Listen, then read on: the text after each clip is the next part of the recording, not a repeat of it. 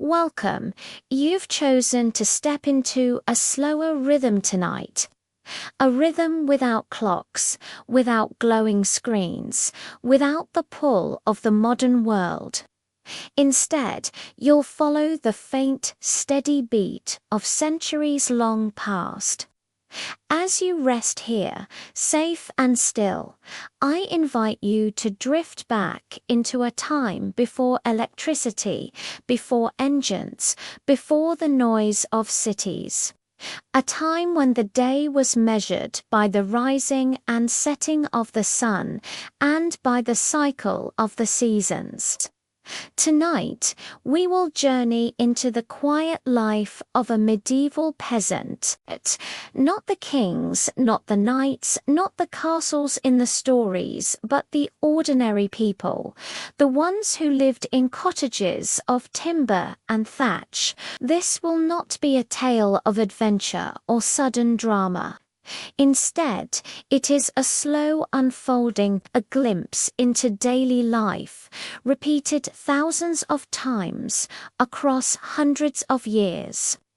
We will walk with them through mornings, afternoons, and nights, through chores, meals, and seasons, through the rhythm of work and the brief comfort of rest. And as we move, the words will be soft, the details gentle, the pace calm. If you find your eyes growing heavy, let them close. If you drift in and out, know that the story will continue without you, like a stream flowing steadily in the background. So, take a slow breath. Settle into the quiet and imagine that you are waking now in a small wooden cottage more than 700 years ago. Segment 1. Daily Life Immersion. Why it sucked to be a medieval peasant. The morning begins in darkness. Long before the sun touches the horizon, the village is already stirring. Inside the small cottage, you wake on a bed of straw. The straw shifts beneath you, prickling against your skin, carrying the faint scent of earth and animals. It is not soft, not clean, but it is what you know. A blanket of rough wool lies heavy over your body. In winter, the cold bites through it, and you curl tighter for warmth. The room is shared. Others around you move and sigh. Family, perhaps grandparents, parents, children, all within one space. The walls are made of wattle and daub, sticks woven together and plastered with mud. In some places the mud crumbles, and thin beams of morning light slip through. You hear the cough of someone rising, the soft stir of a child shifting in their sleep. The creak of wood as the door opens to the first chores of the day. The floor beneath your feet is earth, hard in some spots, damp in others. There is no separation between house and ground. At times, the rain leaks in, turning patches of the floor to mud. You rise and step carefully, for barefoot feet know the ground well. The air inside the cottage carries many scents at once. Smoke from the hearth, still faint from the night before. The musty odor of straw, the sour, lingering tang of ale brewed days ago, the sharper smell of animals, perhaps a goat tethered inside for warmth, or hens nesting in the corner.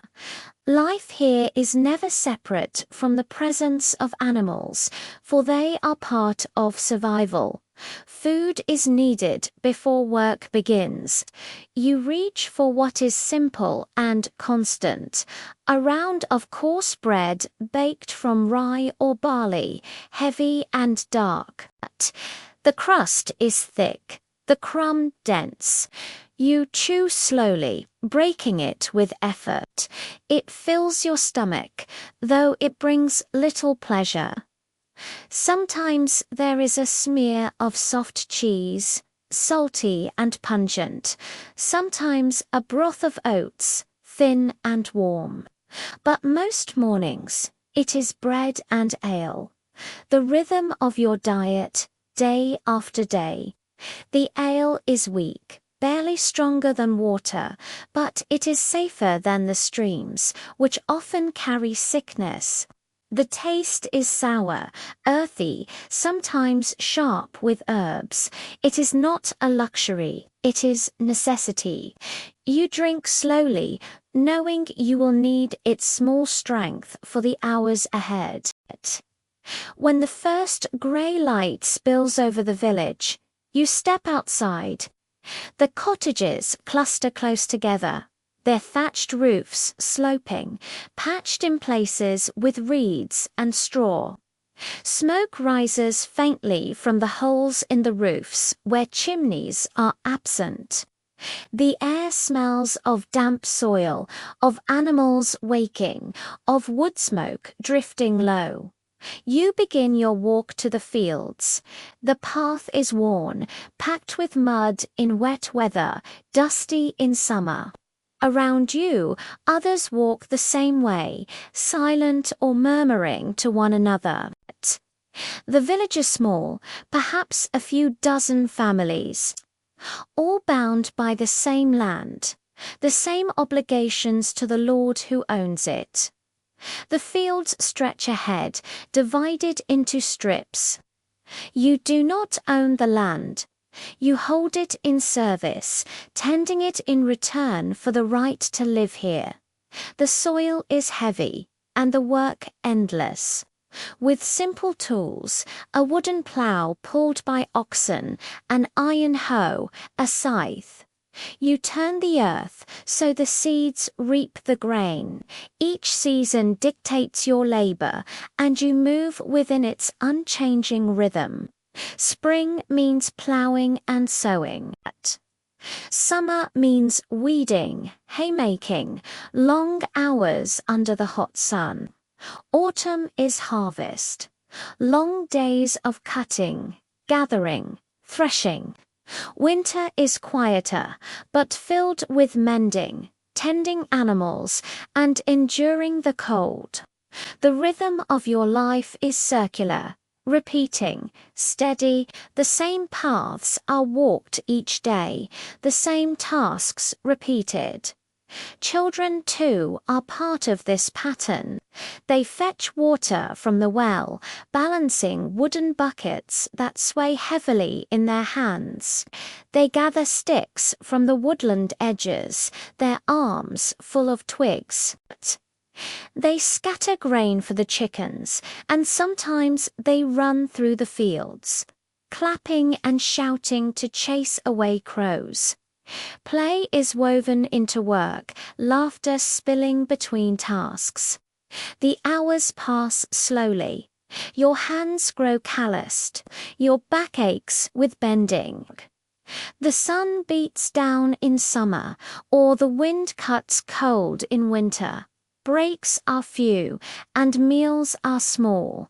A hunk of bread, a few beans boiled until soft, an onion, raw and sharp, bitten into as you sit on a stone.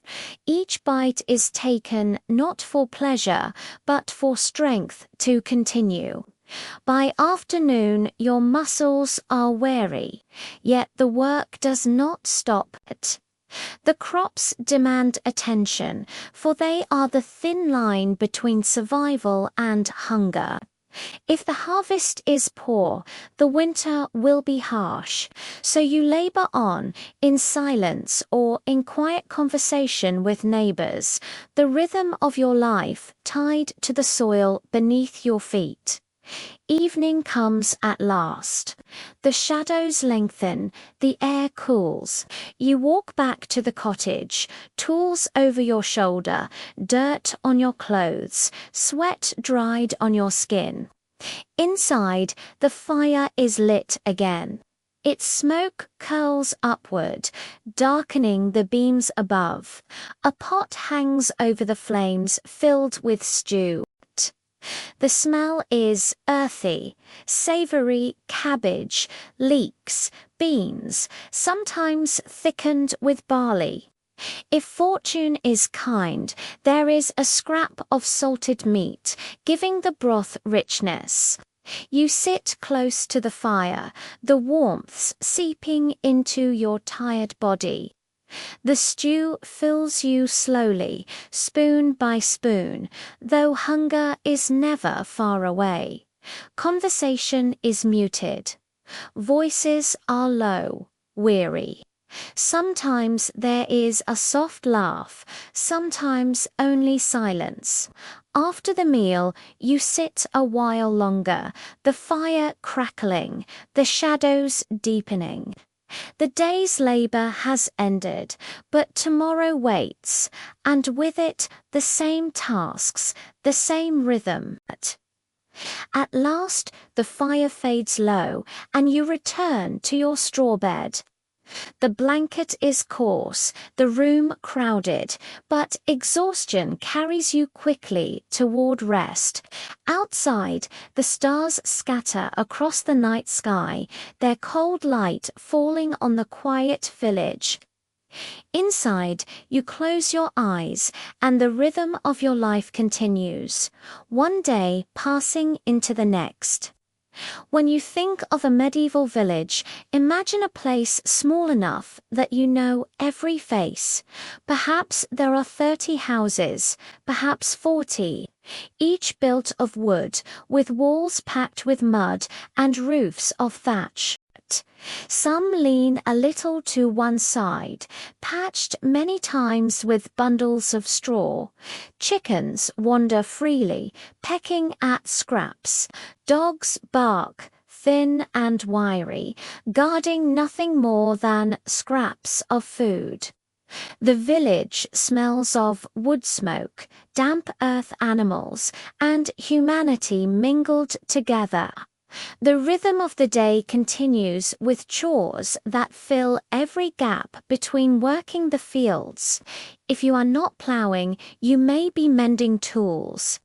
A wooden handle must be smoothed, a cracked pot patched with clay.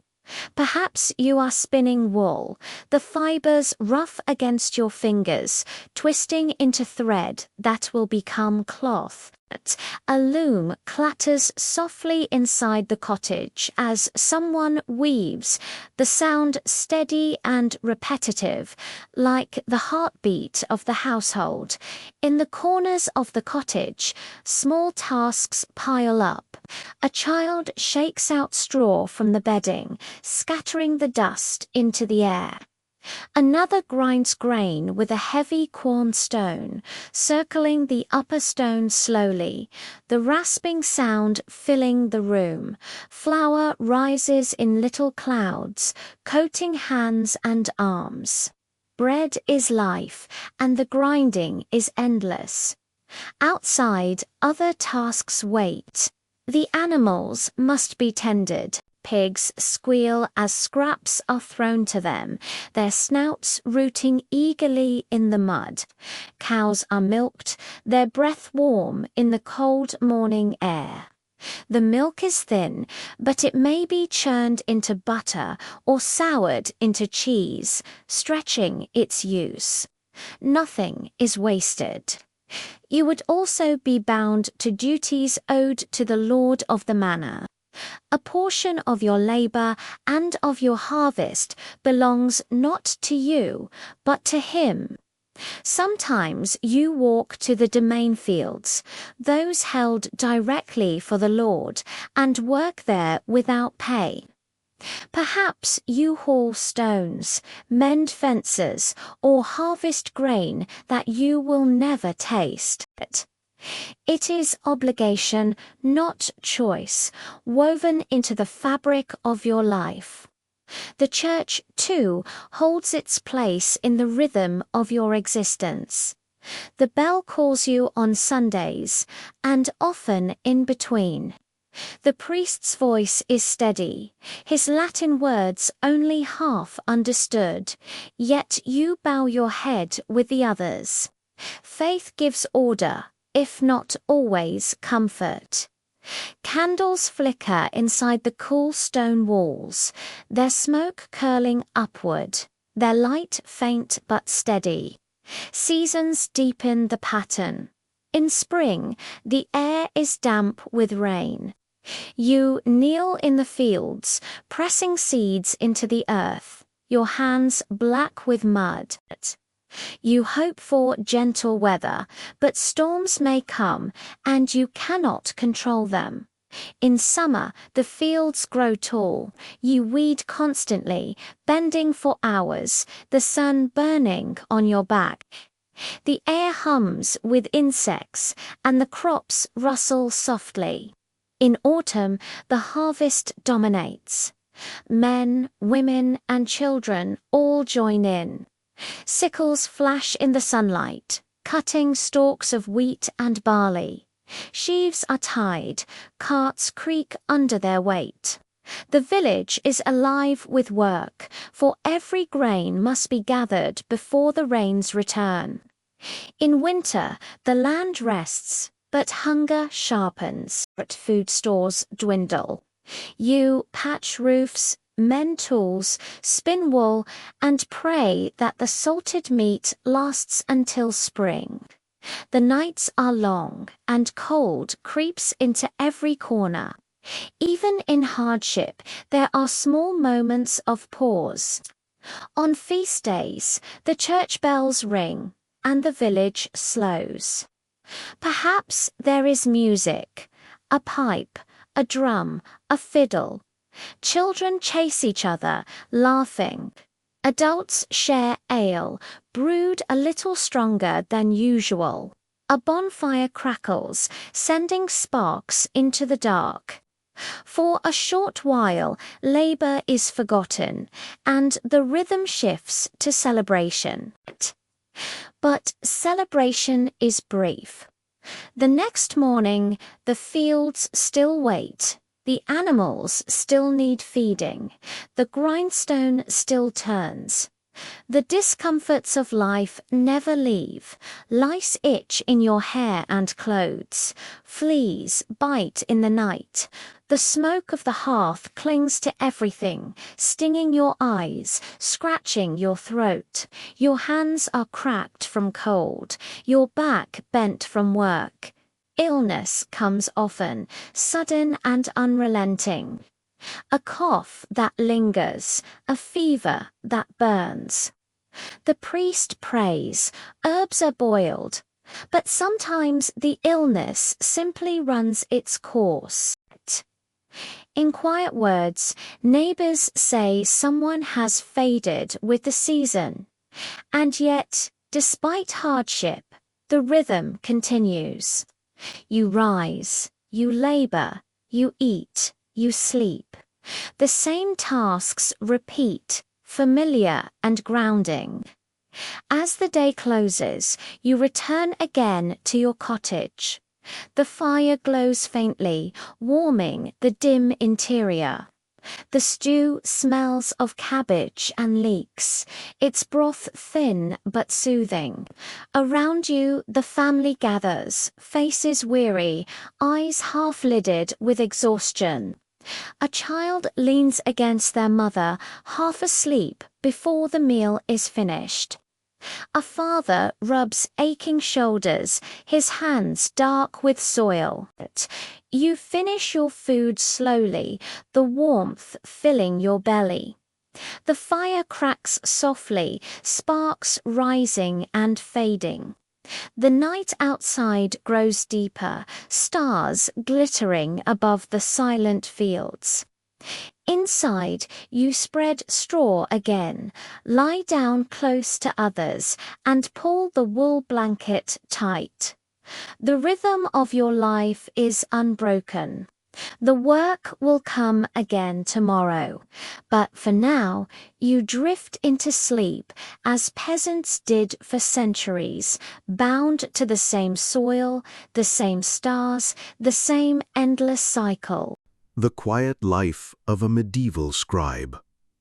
Imagine now that we are no longer in the fields of a peasant's village. The air changes, the smell of soil and animals fades, and instead you breathe in the faint scent of ink, parchment, and beeswax candles. We are inside a monastery. The walls are of stone, thick and cool, holding in the silence. Light filters through narrow windows, falling in pale shafts across wooden desks. The world outside, the toil of the fields, the chatter of markets, feels far away here. Inside, the rhythm is not of the plough, but of the pen. You are a scribe. Your task is simple but endless, to copy words, line by line, letter by letter, onto pages of parchment. The day begins with the ringing of the bell. Its sound echoes through the cloister, deep and resonant, calling you from your narrow bed. You rise in the dim light, wrap yourself in woolen robes, and walk slowly to the chapel for morning prayers. The air is cool, your breath faintly visible, the stone floor hard beneath your feet. The chant begins, low voices, steady and slow, filling the space like a soft hum. Latin words rise and fall in rhythm, repeated daily until they feel timeless. This is the first duty of the day, prayer before work. After prayers, you move to the scriptorium, the writing room. It is quiet, except for the faint scratch of quills, the rustle of parchment, the occasional creak of wood. Long tables line the room, each with stools, inkwells, knives for trimming pens, and the pages waiting to be filled. You sit, open your inkwell, and dip the quill. The feather is trimmed to a point, cut with care so it will hold just enough ink. Each stroke must be precise. Too much pressure, and the quill splinters. Too little, and the ink fades. The parchment is smooth, but not soft. It is animal skin, stretched and scraped until it is ready to hold ink. Sometimes it is stiff, sometimes slightly oily. Each sheet feels different beneath your hand. The smell lingers faintly, a reminder of its origin. You begin to copy, letter after letter, word after word, each one formed carefully, according to the script of the time. Tall, narrow strokes, rounded curves, tiny flourishes that add beauty but must be controlled. The page fills slowly, line by line, as the hours pass. The rhythm of your life is steady here. Dip the quill, shape the letter, move to the next. Sometimes your mind drifts as your hand continues its work. You think of the monks around you, bent over their desks. You think of the seasons passing outside. You think of the words themselves, sometimes scripture, sometimes histories, sometimes the writings of long-dead philosophers. The text does not belong to you, but through your hands it lives again. The light shifts through the day. In the morning, the sun slants through the windows, soft and golden. By midday, it is bright, casting sharp lines on the floor. In winter, the days are short, and you work by the flicker of candles. Their wax drips slowly, their flames sway gently, shadows dancing on the stone walls. Your body feels the work as much as your hands. Sitting for hours leaves your back stiff. Your eyes grow weary, straining to see the tiny letters in dim light. Sometimes mistakes slip in. A misshaped letter, a line repeated, a word forgotten. You scrape gently with a knife to erase the error, though the mark may never vanish fully. Meals are plain and taken in silence.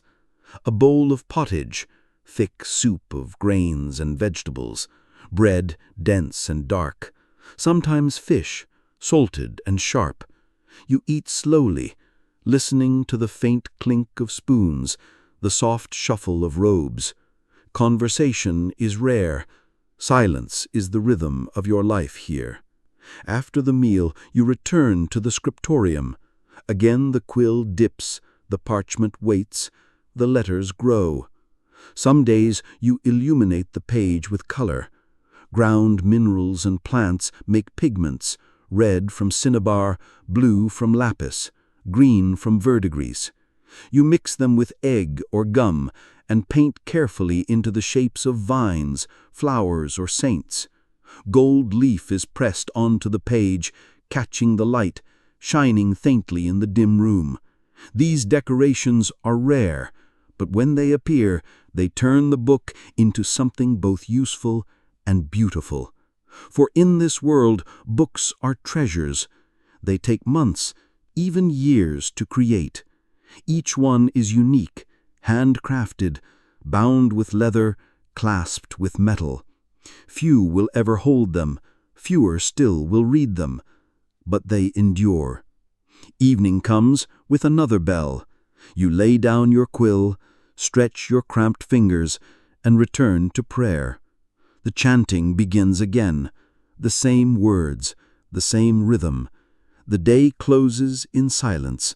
You sleep in your narrow bed, the stone walls around you cool and steady, the faint smell of ink still on your hands. This is your life, day after day. You will copy hundreds of pages, perhaps thousands, yet your name will never be written in them. Your labor is quiet, invisible, and yet without it, the words of centuries would vanish. The rhythm of your life is not of excitement, but of repetition. Quill, ink, parchment, prayer, meal, silence. Season after season, year after year. And in this quiet, you fade gently into history, remembered not for your face, not for your voice, but for the letters you left behind, still resting in books centuries later, still waiting to be read in hushed rooms. As the seasons turned, medieval villagers did not measure their time by clocks or calendars as we know them today. Instead, life was guided by the rhythm of festivals, holy days, and small rituals that marked the passage of weeks and months. These moments broke the monotony of toil and gave shape to the year. Imagine the winter solstice approaching. The nights are long, the air biting cold, the earth hard and unyielding. Food stores run low, yet people gather to mark the turning of the sun. A great log is dragged into the hearth, the Yule log. It burns slowly, sometimes for days, its flames a promise that warmth will return, that the sun will grow stronger again. The smoke curls upward into the rafters, filling the house with its woody scent. Families gather close, telling quiet stories, watching sparks rise into the darkness. By spring, the world stirs again. Flowers bloom at the edges of the fields. The soil softens under the rain. Villagers celebrate with May Day rituals. Imagine a tall pole raised in the center of the village green. Ribbons hang from its peak, bright against the sky. Children laugh as they weave the ribbons in patterns, circling round and round. The air is sweet with the smell of blossoms, and garlands of flowers rest on heads and hang from doors. It is a celebration of life's renewal, of fertility, of the earth awakening once more. Midsummer is another turning point. The days are at their longest, the sun lingering in the sky. Bonfires are lit on hilltops, their flames bright against the twilight. People gather around, singing softly, clapping in rhythm, perhaps dancing with slow, repetitive steps. The fire is both warmth and magic, a ward against unseen forces. Some leap across the flames for luck. Others carry torches through the fields to bless the crops. The air hums with insects, the scent of smoke mingling with the grass. And then comes harvest. This is the most important ritual of all. The grain must be gathered quickly, before the weather turns. The entire village works together, scythes swinging, hands tying sheaves, carts creaking under their loads. When the harvest is complete, there is a feast. Long tables are set, bread fresh from the ovens, ale brewed strong for the occasion. Perhaps there is roasted meat, rare and precious, shared among many. Music drifts through the night, the plucking of strings, the beat of a drum, the high, clear sound of a pipe. The harvest feast is more than a meal.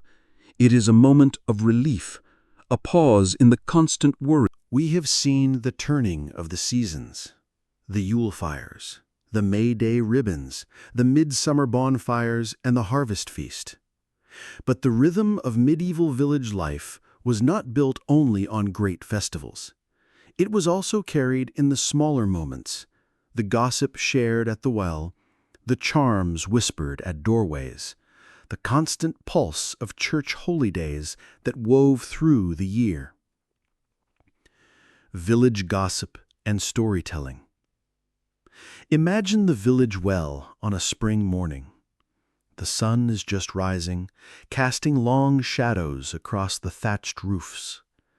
One by one, women come, carrying buckets of wood or clay.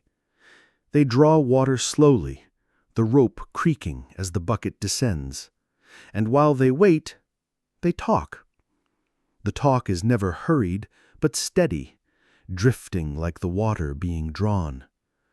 Someone remarks on the weather, worrying that the late frost might harm the barley. Another shares that a neighbor's cow has gone dry and wonders if it is a sign of bad fortune.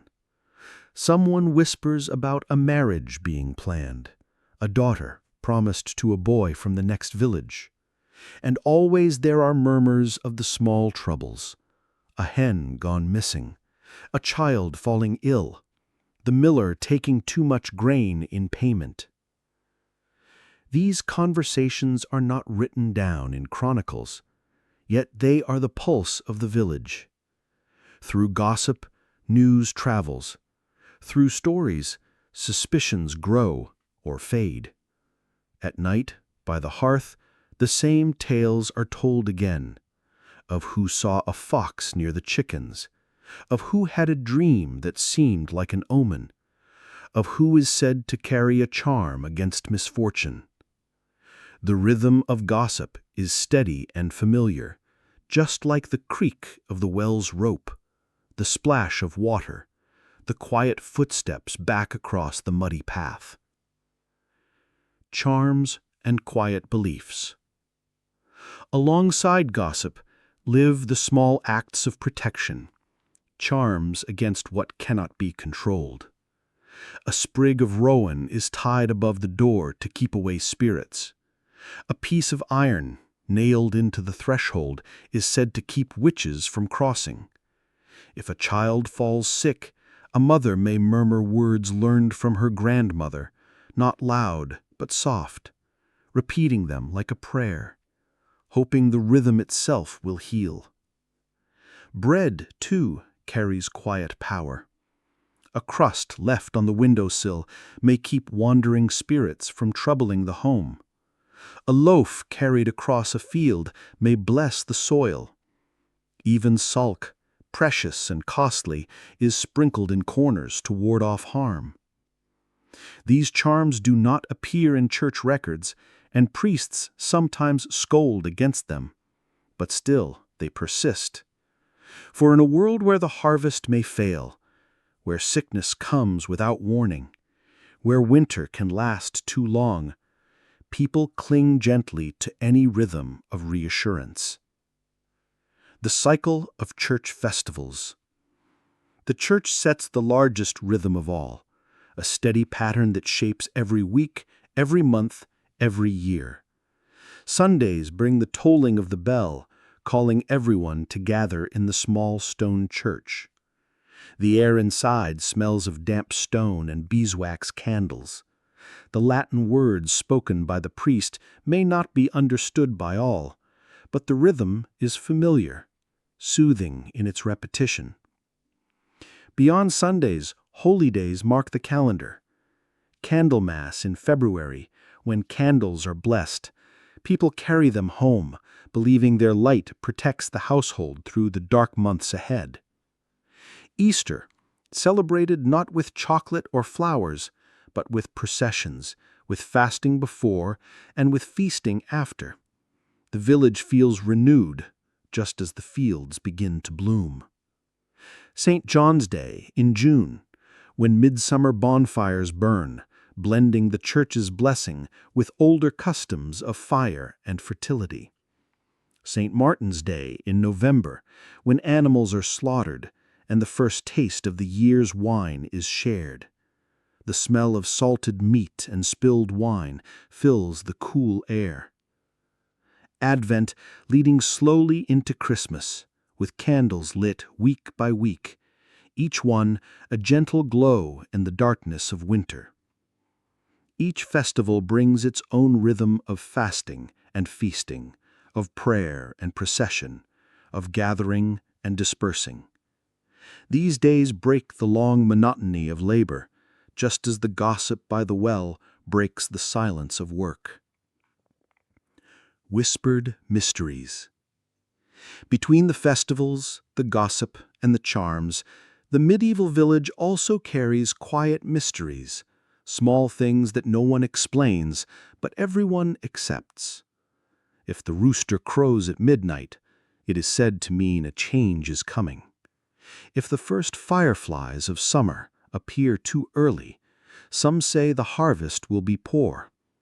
If a candle flickers suddenly in church, people glance toward the door, murmuring that perhaps a spirit has entered. Children grow up hearing these sayings, learning when to nod, when to whisper, when to repeat them. In this way, the rhythm of mystery carries forward, not written, but spoken, lived, and believed. The comfort of repetition. What matters most is not whether these beliefs are true, but that they repeat, again and again, like the tolling of a bell, like the changing of the seasons. They give shape to lives otherwise ruled by work and worry. A villager may rise before dawn, carry water, labor in the field. But at midday, someone will say a charm, someone will share gossip, someone will point to the church bell.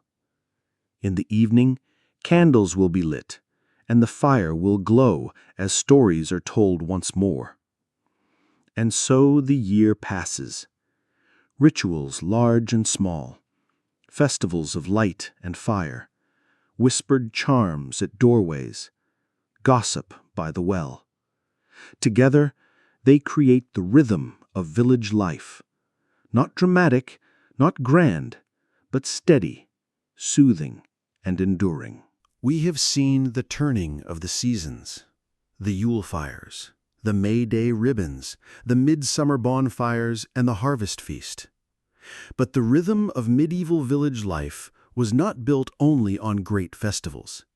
It was also carried in the smaller moments, the gossip shared at the well, the charms whispered at doorways, the constant pulse of church holy days that wove through the year. Village gossip and storytelling. Imagine the village well on a spring morning. The sun is just rising, casting long shadows across the thatched roofs. One by one, women come, carrying buckets of wood or clay. They draw water slowly, the rope creaking as the bucket descends. And while they wait, they talk. The talk is never hurried, but steady, drifting like the water being drawn. Someone remarks on the weather, worrying that the late frost might harm the barley. Another shares that a neighbor's cow has gone dry and wonders if it is a sign of bad fortune. Someone whispers about a marriage being planned, a daughter promised to a boy from the next village.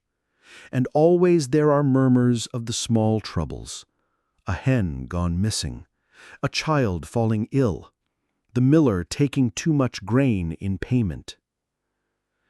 These conversations are not written down in chronicles, yet they are the pulse of the village. Through gossip, news travels. Through stories, suspicions grow or fade. At night, by the hearth, the same tales are told again, of who saw a fox near the chickens, of who had a dream that seemed like an omen, of who is said to carry a charm against misfortune. The rhythm of gossip is steady and familiar, just like the creak of the well's rope, the splash of water, the quiet footsteps back across the muddy path. Charms and quiet beliefs. Alongside gossip live the small acts of protection, charms against what cannot be controlled. A sprig of rowan is tied above the door to keep away spirits. A piece of iron, nailed into the threshold, is said to keep witches from crossing. If a child falls sick, a mother may murmur words learned from her grandmother, not loud but soft, repeating them like a prayer, hoping the rhythm itself will heal. Bread, too, carries quiet power. A crust left on the windowsill may keep wandering spirits from troubling the home. A loaf carried across a field may bless the soil. Even salt, precious and costly, is sprinkled in corners to ward off harm. These charms do not appear in church records, and priests sometimes scold against them, but still they persist. For in a world where the harvest may fail, where sickness comes without warning, where winter can last too long, people cling gently to any rhythm of reassurance. The cycle of church festivals. The church sets the largest rhythm of all, a steady pattern that shapes every week, every month, every year. Sundays bring the tolling of the bell, calling everyone to gather in the small stone church. The air inside smells of damp stone and beeswax candles. The Latin words spoken by the priest may not be understood by all, but the rhythm is familiar, soothing in its repetition. Beyond Sundays, holy days mark the calendar. Candlemas in February, when candles are blessed, people carry them home, believing their light protects the household through the dark months ahead. Easter, celebrated not with chocolate or flowers, but with processions, with fasting before, and with feasting after. The village feels renewed, just as the fields begin to bloom. St. John's Day in June, when midsummer bonfires burn, blending the church's blessing with older customs of fire and fertility. St. Martin's Day in November, when animals are slaughtered and the first taste of the year's wine is shared. The smell of salted meat and spilled wine fills the cool air. Advent leading slowly into Christmas, with candles lit week by week, each one a gentle glow in the darkness of winter. Each festival brings its own rhythm of fasting and feasting, of prayer and procession, of gathering and dispersing. These days break the long monotony of labor, just as the gossip by the well breaks the silence of work. Whispered mysteries. Between the festivals, the gossip, and the charms, the medieval village also carries quiet mysteries, small things that no one explains, but everyone accepts. If the rooster crows at midnight, it is said to mean a change is coming. If the first fireflies of summer appear too early, some say the harvest will be poor. If a candle flickers suddenly in church, people glance toward the door, murmuring that perhaps a spirit has entered. Children grow up hearing these sayings, learning when to nod, when to whisper, when to repeat them. In this way, the rhythm of mystery carries forward, not written, but spoken, lived, and believed. The comfort of repetition. What matters most is not whether these beliefs are true, but that they repeat, again and again, like the tolling of a bell, like the changing of the seasons. They give shape to lives otherwise ruled by work and worry. A villager may rise before dawn, carry water, labor in the field. But at midday, someone will say a charm, someone will share gossip, someone will point to the church bell. In the evening, candles will be lit, and the fire will glow as stories are told once more. And so the year passes. Rituals large and small, festivals of light and fire, whispered charms at doorways, gossip by the well. Together, they create the rhythm of village life, not dramatic, not grand, but steady, soothing, and enduring. The contrasting world of nobles and peasants. We have walked slowly through the fields of the peasants. We have sat by their hearths and felt the straw beneath them. We have stood in their churches and watched their festivals unfold. Now, let us turn our gaze, without hurry, toward another world. A world of stone and banners. A world of lords and ladies. A world that stood not far away, yet felt centuries apart. Approaching the castle. Imagine walking from the muddy lanes of the village, carrying with you the smell of smoke, of earth, of livestock. Your shoes are rough leather, stiff and cracked from long use. Ahead, you see the outline of a castle. The walls rise high above the fields, built not of timber, but of stone, gray, weathered, solid. Towers punctuate the sky. From far away the castle seems still, but as you come closer, you notice its subtle rhythm. Guards walk the walls, their boots echoing on stone. Torches flicker in the gatehouse, even in daylight. Horses stomp in the courtyard beyond. Crossing the drawbridge, the air shifts.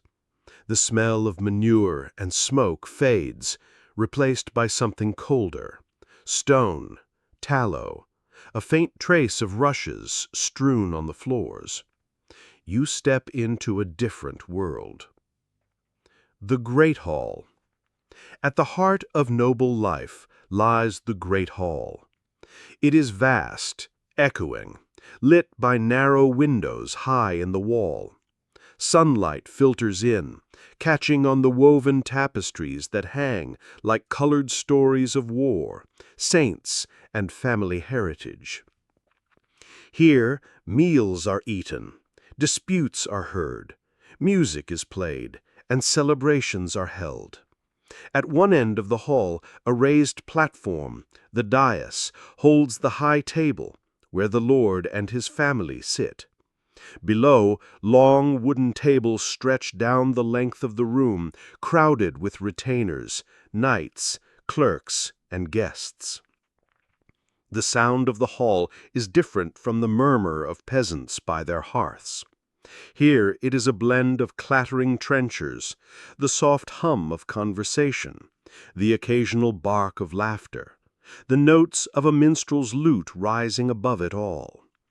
Where a peasant eats cabbage stew from a wooden bowl, the noble eats bread made of fine white wheat, roasted meats spiced with pepper and cloves, rare luxuries brought from distant lands. Silver gulbets catch the light of torches. Platters of venison, pheasant, and freshwater fish are passed along the tables. And yet, even here, some things remain simple. The trenchers, the plates, may be no more than stale bread, used once, then given to the poor. The rushes on the floor absorb spills, their sweet scent fading into the smell of smoke and grease. The hall is grandeur mixed with earthiness, ceremony mixed with necessity. Clothing and appearance. The peasants wear wool, rough and often patched, in colors of brown, gray, or faded green. Their garments are made to last, not to shine. The nobles wear linen close to the skin, soft and smooth. Above it, long tunics of silk or velvet, dyed in deep, impossible colors. Scarlet, made from crushed insects. Blue, drawn from rare stones. Green, mixed with herbs and minerals. A noble's cloak might be lined with fur, trimmed with embroidery, fastened by a golden brooch. Shoes are not clumsy leather, but soft, pointed, sometimes curled at the toes. Hats and hoods are adorned with feathers, jewels, or fine veils. The noble does not merely dress to cover the body, but to display rank, wealth, and lineage. Where the peasant's body shows the wear of labor, hands calloused, backs bent, the noble's hands are softer, their skin paler, their strength measured not in swinging scythes, but in wielding swords. Daily rhythms. The peasant arises at dawn with the first crow of the rooster, and works until dusk. The noble wakes later, often after the sun has risen, attended by servants. Water is brought for washing. Garments are laid out. Bread, butter, and honey are set on the table, perhaps with spiced wine. The day of a noble is not spent in the fields. Instead, it flows between duties and displays. The lord may hear petitions in the hall, a dispute over land, a quarrel between villagers, a matter of rent or rights. Each case is weighed, decided, and recorded. The noble's word carries authority, but it is also a responsibility. Training is another rhythm. Sons of noble families learn to ride horses, to hunt in the forest, to wield weapons. The clink of armor, the thud of hooves, the hiss of arrows fill the training yard. This is their labor, not plowing or sowing, but preparing for battle. The ladies of the castle oversee the household. They walk through storerooms where sacks of grain are counted. They ensure the kitchens are stocked, the weaving rooms busy, the tapestries mended. Their days may include embroidery, the supervision of servants, the reading of prayers, or the teaching of daughters in letters and manners. It is not idle life, but structured, steady, shaped by rank and expectation. Meals and feasts. If a peasant eats 2 or 3 times a day, often the same stew warmed again, nobles dine in stages. A midday meal may include several courses: soups, roasted meats, pies, cheeses, fruit, and sweetened confections. Wine and ale flow freely, and servants stand ready with pitchers. On feast days, the great hall fills with spectacle. Imagine the arrival of a roasted boar, its mouth stuffed with an apple, carried in by several men, or a peacock, roasted and then redressed in its feathers, brought to the table as a display of wealth. Music plays, jugglers perform, poets recite verses. The air is warm with firelight, heavy with the smell of roasted meat, the chatter of many voices blending into a single hum. Outside, the peasants celebrate with simpler food, a loaf, a stew, a shared jug of ale. Yet both noble and peasant mark the feast day, each in their own way, each part of the same calendar of rhythm. Homes and sleeping spaces. The peasant's home is a cottage of timber and clay, with a roof of thatch. Smoke rises through a hole in the ceiling.